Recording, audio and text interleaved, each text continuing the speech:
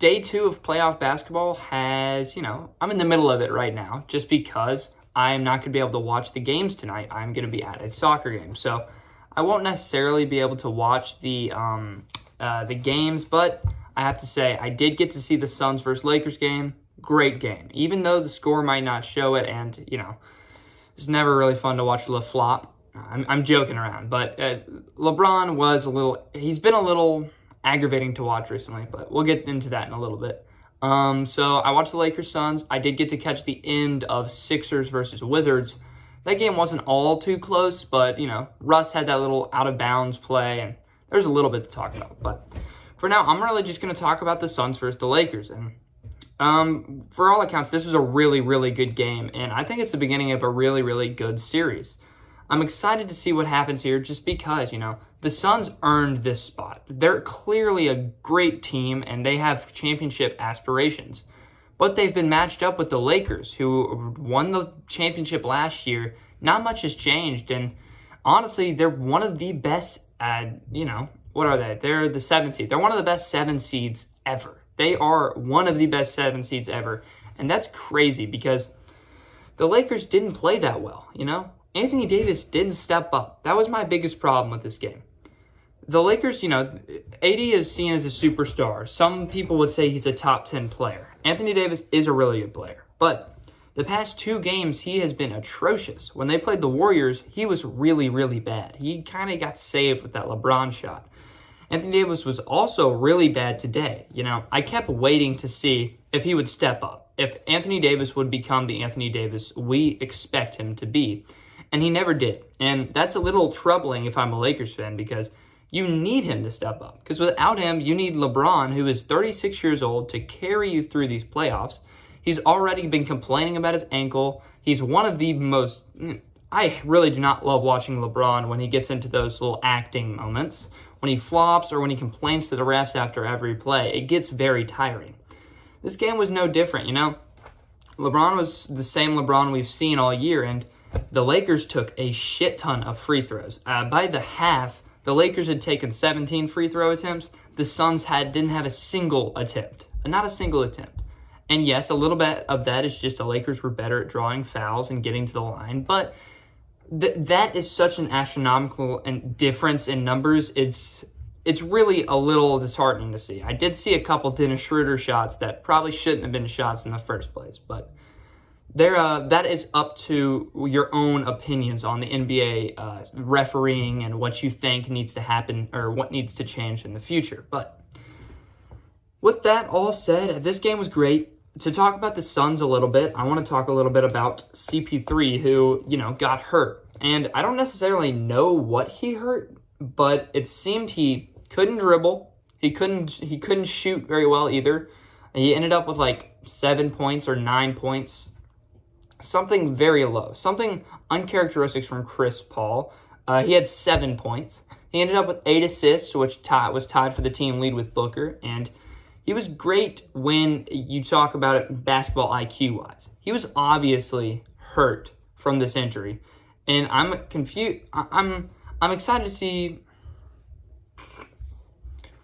He was obviously hurt from this injury, and something's up. And I want to see how this affects him down the line. But for now, we're just going to have to wait and see his next game against the Lakers, which is in 2 days, I think. So, CP3. What is great is you could just, his presence was still felt, even when he got injured.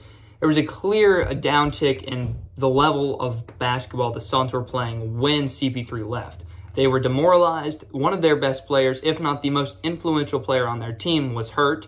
The reason they were in the playoffs was hurt, and, it sucked for a little bit. Then he comes out, and he's obviously hurt, but he wants to play. He is playing, and he did what he could to help this team win. Without Chris Paul, this game is a lot closer, and that's what I want to talk about Devin Booker. Devin Booker was fantastic.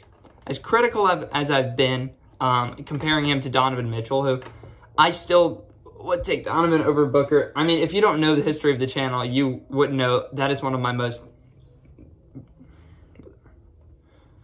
I guess you could say that is one of my most confident takes. I don't know.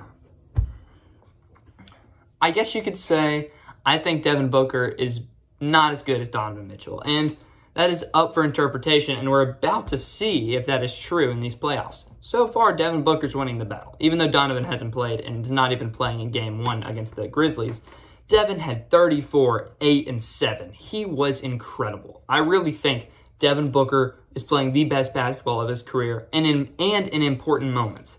He kept them in the game when CP3 left. He continued to dominate when CP3 came back in. He was their biggest source of offense with 34 points. He was getting the ball to everybody. The defense was collapsing anytime he drove. He had multiple, kickouts for 3. He had a couple where he drew the defender and had a wide open lane to the basket for DeAndre Ayton. And I was more than impressed with Booker's play, and this is what we've been waiting to see. We've been waiting to see Booker in the playoffs and what he can do, and he's showing us right now what he can do. And that, all this talk about him not being in the playoffs and that's his biggest weakness it's over. This is the Devin Booker that we need to continue to expect. And I'm very happy that he's doing what he is doing. As much as it hurts my Donovan Mitchell take, I don't care. I'm happy for the guy. Players like Cam Johnson, 10 points. He hit some big threes. Dario Saric tried his best to help them when CP3 got hurt. He only played 11 minutes, but, I thought he did a good job holding down the fort, even though the Lakers did make a little bit of a run towards the end. DeAndre Ayton was great. I mean, not pick over Luka great, but he was still pretty damn good. He shot like 10 for 11, I think. He outplayed Anthony Davis tenfold. He had 16 rebounds as well. He was just super efficient, great defensively. He helped he was the defensive centerpiece of this team. They don't really have a presence down low without DeAndre Ayton. I would say he's their X factor. You take DeAndre Ayton out of here, I do think that Anthony Davis has a much better game than he did. I'm really, I have very high expectations for the Suns team. They were low to start the season. No, actually, they weren't low. I have somewhat high expectations for this Suns team. I've kept those expectations all year. The beginning of this year, even though my Suns video did pretty poorly and people didn't like it and I got a lot of dislikes, I did say that I think this team is a finals contender. They are a contender. I didn't think they'd be able to beat the Lakers at the beginning of the year, and look what they're doing. They're doing a great job of it. So, Game 1 brings out a lot of opinions, but my opinion is that the Suns probably win this series, and with that said, I'm going to end it there. There are 2 games tonight. Let us see what they are. I think it's Jazz versus Grizzlies, and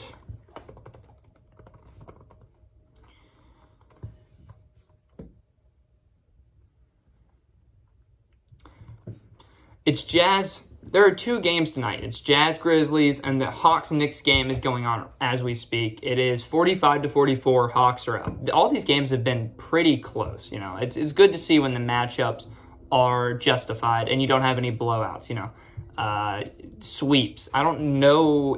I think the only series I can see a sweep of is Nets-Celtics. I could definitely see the Nets sweeping the Celtics there, but with that said, I'm going to end the video here. That Suns-Lakers game was great. It was one of my favorites so far of the 5 games we've seen, and I'm excited for more. I cannot wait to watch this. My hope, personally, I want to see the Jazz play the Suns in the Western Conference Finals. I think that would be an incredibly entertaining series. But until then, please do like and subscribe if you enjoy, and I will catch you next time. This has been AP Sports. Peace.